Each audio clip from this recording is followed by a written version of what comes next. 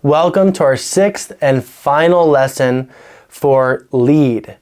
Now, one of the inevitable things about doing discipleship, about leading an IGROW group, working with other leaders, is you're going to have challenges and personal conflicts. And so as a leader, we need to learn how to navigate these sensitive situations well so that they don't hinder the work of God that He is doing in our midst, okay? So I want to start with Matthew 18, verse 15 to 17. This is Jesus speaking. He says, "Moreover, if your brother sins against you, go and tell him his fault between you and him alone. If he hears you, you have gained your brother. But if you will not hear, take with you one or two more, that by the mouth of two or three witnesses every word may be established. And if he refuses to hear them, tell it to the church. But if he refuses even to hear the church, let him be to you like a heathen and a tax collector." So here Jesus provides us a model for healthy conflict resolution. So if a brother sins against you, you should first confront your brother or sister in private. That way you spare the embarrassment, you out of their own honor and goodwill. And then if they repent and you can restore, if they repent, wonderful.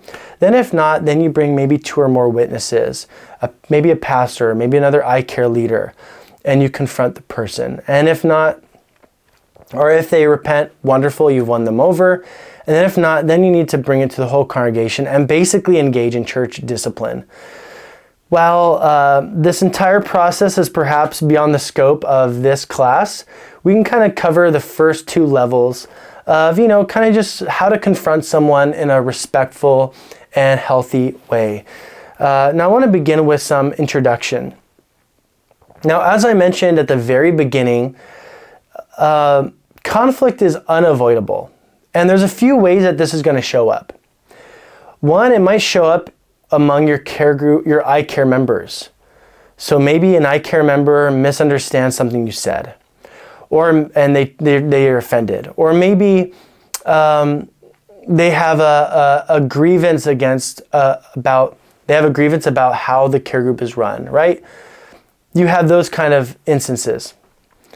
You might.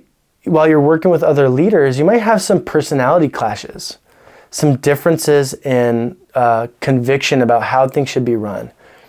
There's all kinds of ways you might experience conflict, and so we need to know how to navigate these. Now, what are some biblical principles for conflict resolution? What are some biblical principles for conflict resolution? Number one, don't gossip.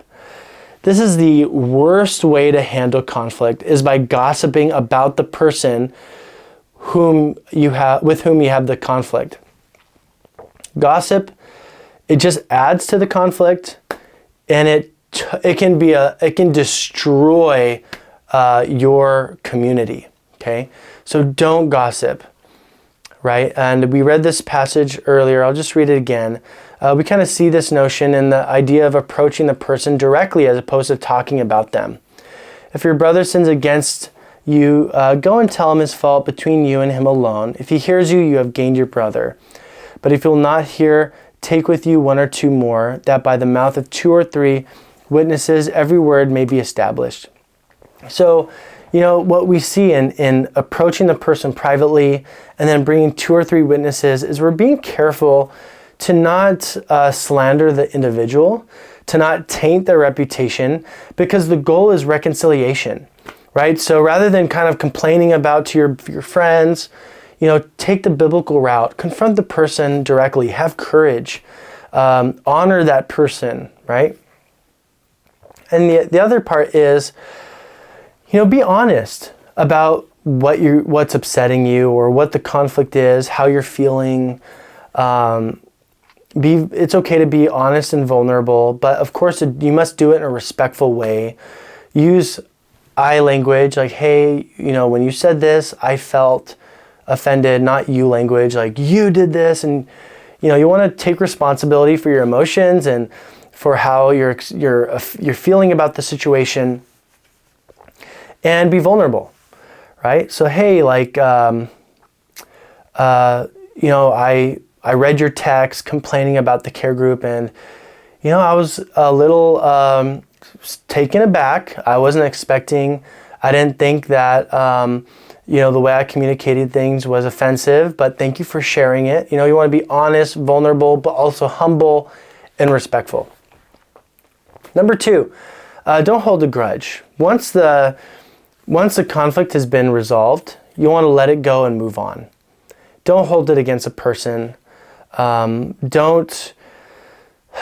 all need grace. Relationships are messy, so we need to be comfortable with conflict, and we need to know how to resolve conflict and then move on, granted that it has been resolved. 1 Corinthians 13:5 says, does not behave rudely, does not seek its own, is not provoked, thinks no evil. So this is taken from the passage on love. And it's not provoked. Love is not provoked, and love doesn't keep record of wrong. So we need to, in the same way God forgives us and moves on, allows us to move on, we need to do the same with others. I do want to clarify that this relates to what I would call normal, everyday conflict, right? Misunderstandings, maybe someone accidentally offending you, or maybe someone failing to keep their word, or things that are like they're normal and to be expected. This does not apply to situations of abuse, sexual misconduct, or sexual assault. So I want to be very clear. This relates to kind of everyday offenses, right? Things that are related to abuse, assault, those need to be dealt with very seriously, and they need to be dealt with your pastor and with local authorities. You also need to restore the peace. Romans 14:19. Therefore, let us pursue the things which make for peace, and the things by which one may edify one another. So you want to be proactive in not just expressing your frustration or your grievance, but really restoring the relationship, making sure that you understand each other, making sure that whatever the conflict was, it's been resolved, both parties are happy, and you can move on. Related to this is make sure that you have the personal resolve to, again, just look out for other people's interests. I think by having a culture of selflessness, a culture of compassion, we can avoid a lot of personal offenses, right? Philippians 2:4 says, let each of you look out not only for his own interest, but also for the interests of others. So when we adopt an attitude that looks out for the interests of others and not our own interests, we find that we're not easily offended. Right? We're not easily offended. When everything is about us, everything is about what we want, then that's kind of setting ourselves up for offense. But when we're Christ-like, selfless, we put others in, we consider other people's interests, we're less likely to be offended. Also, we need to check our motivations and our intentions. Proverbs 13:10 says, by pride comes nothing but strife, but with the well-advised is wisdom. So we need to check our intentions. We can do this by sitting with God in prayer, like, hey, God, I'm upset about this. I'm angry with this person. Search my heart. Am I seeing this the right way? It might be helpful to kind of talk to your pastor and, get a unbiased perspective, like, hey, like, how do you see this situation? Am I interpreting this right, or am I viewing this right? And try to be honest about your intentions so that you can be guided by wisdom rather than emotion or rather than pride. And you can also be guided by love, and you can just have an overall integrity about it. Also think. Proverbs 15:23, a man has joy by the answer of his mouth, and a word spoken in due season, how good it is. In other words, think before you speak. Don't send out an angry text in the heat of the moment. Don't call the person when your emotions are still, emotions are or you're still feeling the anger, you're feeling upset, take some time to let your emotions settle down and then really think through what you want to say. Think through how you want to communicate your emotions, your intentions, your hopes. Write it out if you have to, rehearse it with someone if you need to. But our words are powerful, and so we don't want to be careless or reckless with our words. Rather, we want to be thoughtful, and we want to really give thought to how we communicate. Be quick to empathize. Romans 12:15 says, "Rejoice with those who rejoice and weep with those who weep." Especially as a leader, if someone's upset with you personally or upset with how things are run, it's very easy to get defensive. But, remember that relationships are messy, and remember that it's not about you, and try to empathize with the person. Try to put yourself in their shoes. Try to take the meat and throw the bones, so to speak. Try to hear where they're coming from. And, I think when people see that we genuinely care and we're really listening, they'll lower their own guard and they'll be more receptive to what we have to say. Another thing we need to be careful is don't just say anything. This kind of, again, I'm just reinforcing this idea of think about what you say. Don't be reactive. Proverbs 18:8 says, "The words of a talebearer are like tasty trifles. They go down into the inmost body." In other words, gossiping feels good. It's therapeutic, but it's wrong. And it can do a lot of damage to relationships, to the community. And so be very controlled in your speech. Don't gossip, and exercise wisdom and care in how you handle conflict. Now, what are the advantages of conflict? Well, conflict, the advantages of conflict is it helps us to kind of know where we need to grow as an individual. Maybe we have blind spots in our leadership, areas where we need to grow. Conflict can bring those out. It can also help us to learn what kind of changes might need to be made in the culture of our iCare group or the way things are run. Maybe the conflict helps us to see hey, we're not as organized as we should be. Or maybe the meeting is too long, or whatever it is. Conflict can be revealing if done in a healthy way. It can reveal areas of where we need to grow personally, but also areas where we can improve in our ministry. So conflict can be very helpful if done well. I want to close by learning how to handle 7 types of people in your iCare group. Now, one thing I can guarantee is that in every group, you're going to have at least one person who, because of where they are in their spirituality or their personality, has the potential to derail the whole meeting. And so we need to know how to navigate these individuals in a way that's both caring, but also allows us to protect the group and maintain the integrity and the quality of the meeting. Okay? Number 1 is the commentator. Okay? Is a commentator. The person who kind of always has something to say. They're the first person to volunteer. They're the first person to kind of chime in, but then they kind of dominate the conversation. Now, at first, one of the ways you can deal with a commentator is you can first just try to redirect. So for example, say you're asking a question during the discussion and they raise their hand, and they share. But then the next question, they raise their hand again. You can say, hey, I'll just call, hey, Alvin, thank you so much for speaking. I love your eagerness. I want to hear from someone else who hasn't shared. And now if they kind of get the hint, that's great, and then you can give other people a chance to talk.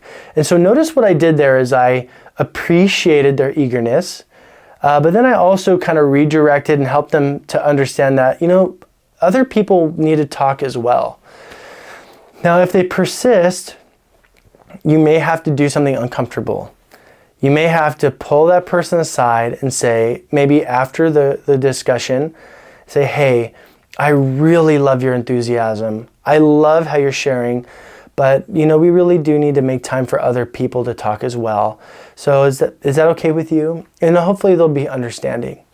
Now, if they're not understanding, then you might just need to explain, again, just reemphasize, this is, for some people, this is the only time that they get to meet outside of church. And so we really do need to create space for everyone to share, right? And, I think most people should get it after you explain it to them. The next person, this is a bit challenging, but this is the protester. This is the protester. This is a person who, you're trying to facilitate the lesson, and they either disagree with one of your points, or they disagree with an aspect of the format, but they're just, they have no problem just kind of saying, I don't agree with that. I think that's wrong. And that can be really disruptive and discouraging for someone who's facilitating the group. Now, some of it kind of depends. Now, one way you can approach that is,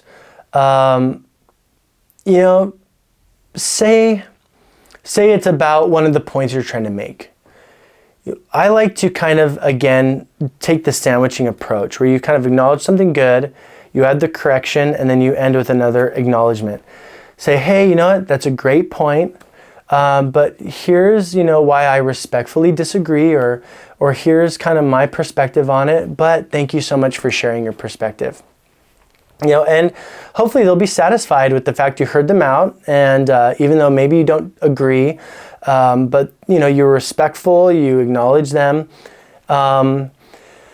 and then hopefully that's that. Now, if it's kind of one of those things where it's like, it's every point, every question, they're just combative all the time, again, you might need to pull them aside and say, you know what, I really appreciate how engaged you are, but it's becoming disruptive. And so is there a way to maybe save your thoughts till after, and maybe we can discuss it in a one-on-one discipleship? Or is this maybe not the, start there. If they're willing to kind of hold their complaints till after, that's great. If not, maybe this group isn't for them. Maybe they have enough theological differences or cultural differences to where, this just isn't the right group. And maybe that's something you can help them discern. You also have the distractor, okay? The distractor. The distractor is someone who, maybe the topic is church, the topic's community, but then out of nowhere they bring in a random topic that has nothing to do with the topic. Right? Like, you're talking about community, and then the person brings up predestination. In those situations, you just have to say, hey, that's a great question. Let's talk about that after care group. But for now, we're going to focus on this topic. And again, like with all the other ones, hopefully they get the point. If not, you're going to have to pull them aside and help them to see, like, hey, we have a certain topic, and so we really want to encourage you to kind of stay on topic. Okay? Now we're getting into, the next one is the divider. So this is a person who comes into the group and they just create drama. And maybe they tend to gossip, they make up things about people, they start conflicts. They're a toxic individual. Now this is where we have to approach that, we have to take that Matthew approach, where we need to confront the person individually, say, hey, what you're doing is not right, whether it's gossip, whether it's making up things, whether it's like stirring up drama, and say, this is not okay. This is really hurting the group. And hopefully they'll repent. And if not, then you need to, again, bring in one or two other people and confront that person again. And finally, if they refuse to change after that, you might need to ban them from eye care for a time, maybe a month, while you continue to follow up and do personal discipleship. Because people like this can really destroy a group, and they can really derail what God is doing. And so we cannot have any tolerance for people who are full of drama and who are dividers. Now, those who are silent, this is not, a lot of times people are just shy. And so having icebreakers is really helpful to help get people out of their shell. You can then also kind of gently encourage people to participate by calling on them here and there. But, just kind of gently encourage them to come out of their shell. Another kind of toxic person is an advantage seeker. This is a person who sees the group as they see the group as an opportunity to sell their product, to share their their multi-level marketing product, to support them in their run for office, whatever it might be. But they're clearly using the group for their own benefit. They're not really wanting to participate and be part of the community, but rather they're trying to use the group for their own advantage. You might have like certain entrepreneurs or realtors who they want to hijack the group for their business or their own personal ambition. And again, you need to pull that person aside and say, this is not the place for that. This is a place for people to grow in their faith. This is a place to do discipleship. And you need to also kind of make it clear right away, like when someone tries to promote their business or promote their product or whatever, you need to just shut it down right away. Like if they ask, hey, can I sell this? Or can I share this really awesome multi-level marketing opportunity? Just shut it down right away. Let them know that this is not going to be the place where they can share their business, okay? Because again, we need to be focused. Some of these things might seem kind of harmless, but they can really derail the purpose of the group, okay? The last one here is false teachers.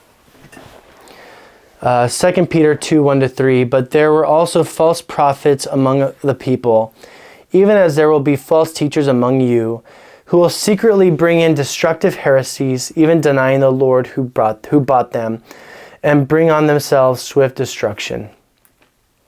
And many will follow their destructive ways, because of whom the way of truth will be blasphemed. By covetousness they will exploit you with deceptive words. For a long time their judgment has now been idle, and their destruction does not slumber. So if someone refuses, or if someone is unteachable, or they refuse to repent from their false doctrine, then we need to just be okay with them maybe not belonging in our church. So kind of say, hey, it seems like based on your convictions, this church isn't going to be the best fit for you. So I would love to help you find another church that better aligns with your views. In that way, in a respectful way, you're protecting the flock. Because at the end of the day, that's our goal, is we want to protect the flock. And part of that involves or requires us to protect against false doctrine. And I'll close with this. Matthew 5 verse 9 says, "Blessed are the peacemakers, for they shall be called sons of God." So my prayer is that as we navigate the messiness of ministry, that we would hold on to integrity, we would seek reconciliation, and that we would allow conflict to be an opportunity for growth. God bless you, and thank you for taking IGROW lead.